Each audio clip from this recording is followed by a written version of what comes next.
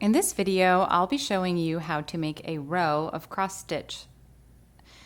Typically with cross stitch, you're not going to just make a single stitch. You're going to be making rows in a pattern. So it's good to be able to know how to make a few at a time so that you're not doing one stitch after another. You can go a little faster this way. You can do practice stitches in the selvage edge of your fabric, which is the 1.5" border all the way around, and remove them later or just leave them because you won't see them once you finish your piece. I'm going to be demonstrating on a piece of scrap fabric. Rows of stitches are made the same way that single stitches are made in cross stitch. Once you know where you want your row to go, you'll move the tip around the back of the fabric until it's able to find the hole that you're looking for and bring the yarn through so that the knot hits the back of the fabric. And then that's the lower left-hand corner. You're going to reinsert the needle into the upper right-hand corner of that one square, making a forward-leaning dash, a single forward-leaning dash. And then instead of going and finishing it with a backward-leaning dash, you're going to continue with the row. So you're going to make several more of those for as long as you want your row to go. I'm going to demonstrate with 3 stitches. So that's 3 forward-leaning dashes going lower left to upper right. And then to go back, I'm going to come down to the lower right-hand corner and just do my backward leaning dashes to complete the 3 stitches. And this can be 3 stitches in a row like this, or if I was doing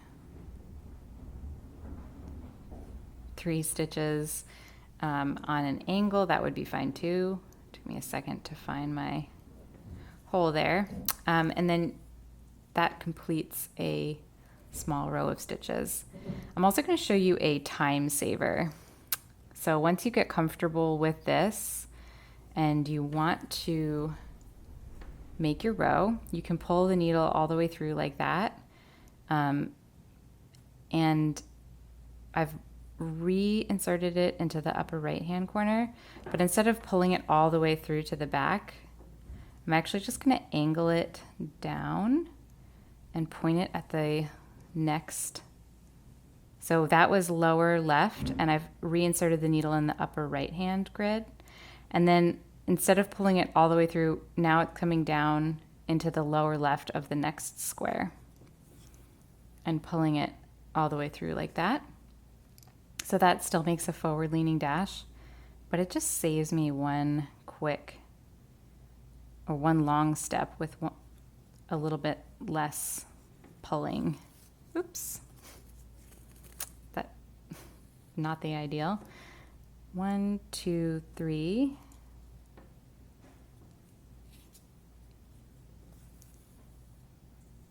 And then I can do the same technique going back. 1,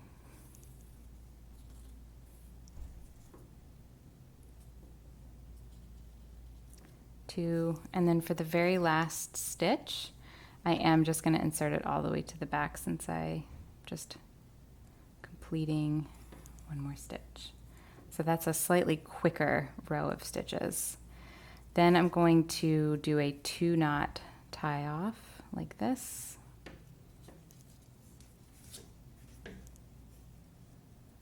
Use my needle to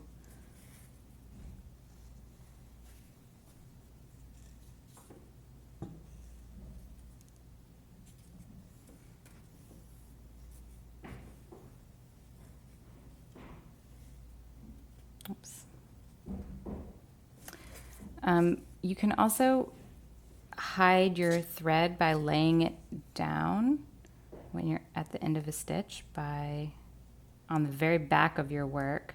You're not going through to the front. You're just catching the back of these stitches, the thread or the yarn that's visible on the back. Passing your needle through those 3 stitches double check that you can't see the yarn or the needle on the front, and you can bring it through the back. That just lays the yarn flat like this and kind of tucks it away for you to make the back of your work a little neater. And that's it. That's the row of stitches and a slightly quicker row of stitches.